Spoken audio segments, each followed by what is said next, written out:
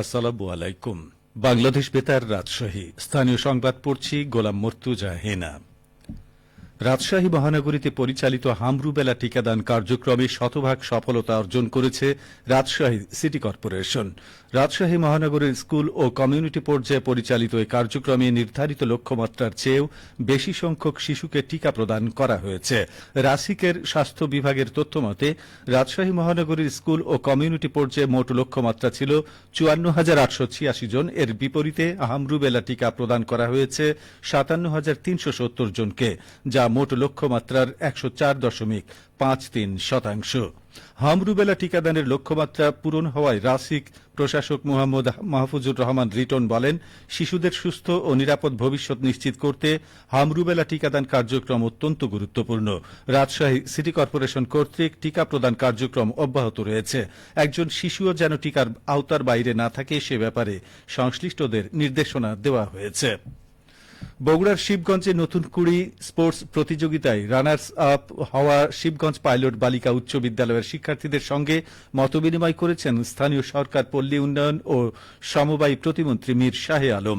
এ সময় তিনি বলেন, মেয়েদের শিক্ষার প্রসার ছাড়া দেশের সার্বিক উন্নয়ন সম্ভব নয়। আজ বিদ্যালয় প্রাঙ্গণে আয়োজিত অনুষ্ঠানে প্রতিমন্ত্রী শিক্ষার্থীদের উদ্দেশ্যে বলেন, শিক্ষা একটি জাতির সবচেয়ে বড় শক্তি। আধুনিক নৈতিক ও বিজ্ঞান মনস্ক শিক্ষায় নতুন প্রজন্মকে গড়ে তুলতে হবে। তিনি বলেন, বর্তমান সরকার শিক্ষা বান্ধব পরিবেশ নিশ্চিত করতে কাজ করছে। প্রতিমন্ত্রী আরও বলেন, তোমরাই আগামী দিনের বাংলাদেশ। মেধা, সততা ও পরিশ্রমের মাধ্যমে দেশকে এগিয়ে নিতে হবে। নাটোরে আসন্ন ঈদুল আজহা উপলক্ষে প্রস্তুতি সভা আজ অনুষ্ঠিত হয়েছে। জেলা প্রশাসকের সম্মেলন কক্ষে আয়োজিত সভায় সভাপতিত্ব করেন জেলা প্রশাসক আসমা শাহীন। সভায় সিদ্ধান্ত গ্রহণ করা হয়, কেন্দ্রীয় ঈদগাহ মাঠের ঈদের প্রধান জামাত অনুষ্ঠিত হবে।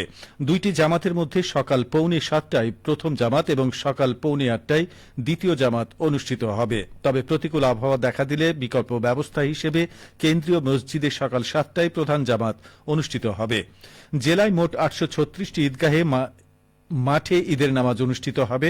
মসজিদগুলোতেও ঈদ নামাজ আয়োজন করা হবে। নাটোর জেলায় গাছ থেকে আম ও লিচু আহরণের সময়সূচি প্রকাশ করা হয়েছে। সময়সূচি অনুসারে আগামী 15ই মে থেকে আম এবং 17ই মে থেকে লিচু আহরণ শুরু হতে যাচ্ছে। ফল আহরণ সময়সূচি নিয়ে এখন শুনুন আমাদের নাটোর জেলা সংবাদদাতার একটি প্রতিবেদন।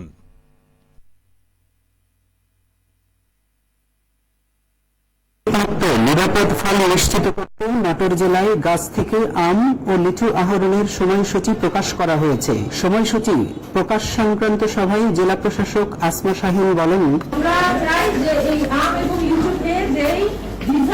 পুষ্টিটা পাওয়ার কথা, যে কাঙ্ক্ষিত পুষ্টিটা পাওয়ার কথা, সেটা যেন আমরা পাই। আমাদের সন্তানরা যেন যথাযথ পুষ্টি নিয়ে বড় হতে পারে। আমরা একটা সুস্থ সবল ভবিষ্যৎ জেনারেশন চাই এবং আমরা চাই যে এক্সিস্টিং যে জেনারেশন আছে তারাও যেন অধিক সময়কাল বেঁচে থাকে। কারণ আপনারা জানেন যে প্রতিদিন একটা করে ফল খেলে আমাদের শরীরে পুষ্টির পরিমাণটা অনেকখানি বেড়ে যায় এবং এটা কিন্তু আমাদের আয়ুও বাড়িয়ে দেয়। কৃষি সম্প্রসারণ বিভাগের উপপরিচালক মোহাম্মদ হাবিবুল ইসলাম খান বললেন, নাটোর জেলায় আম পাড়ার তারিখ নির্ধারণ করা হলো আজকে এবং আগামী 15 মে থেকে নাটোর জেলায় আম সংগ্রহের কার্যক্রম শুরু হবে। নাটোর তথা সারা দেশের মানুষ যেন পরিপক্ক সুমিষ্ট রসালো আম এবং লিচু পাইতে পারে, তার জন্য কিন্তু এই আম এবং লিচু পাড়ার তারিখ নির্ধারণ করা হলো। আসলে মানুষকে যদি আমরা ভালো আম খাওয়াতে চাই তাহলে কিন্তু আমাদের এই সঠিক সময়ে পরিপক্ক আম পাড়া খুবই জরুরি। এ কারণেই তারিখ নির্ধারণ করে দেওয়া হলো। যদি এই সময় আমরা আমগুলো হারভেস্ট করতে পারি তাহলে আমাদের দেশের মানুষ এই ভালো এবং সুমিষ্ট আমটা খেতে পারবে। সময়সূচি অনুসারে আগামী 15ই মে থেকে আম এবং 17ই মে থেকে লিচু আহরণ করা হবে। জেলায় চলতি মৌসুমে 4,887 হেক্টর লিচু বাগান থেকে 7,540 টন লিচু এবং 5,693 হেক্টর আম বাগান থেকে 68,316 টন আম আহরণ হবে বলে আশা করা হচ্ছে। ফারাজি আহমদ রফিক বাবন, নাটোর জেলার সংবাদদাতা, বাংলাদেশ বেতার, রাজশাহী।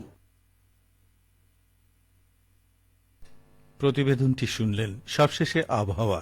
আজ রাজশাহীতে সর্বোচ্চ তাপমাত্রা ছিল 34.4 ডিগ্রি এবং সর্বনিম্ন 23.3 ডিগ্রি সেলসিয়াস। বিকেল 3টায় বাতাসে আপেক্ষিক আর্দ্রতার পরিমাণ ছিল 51%।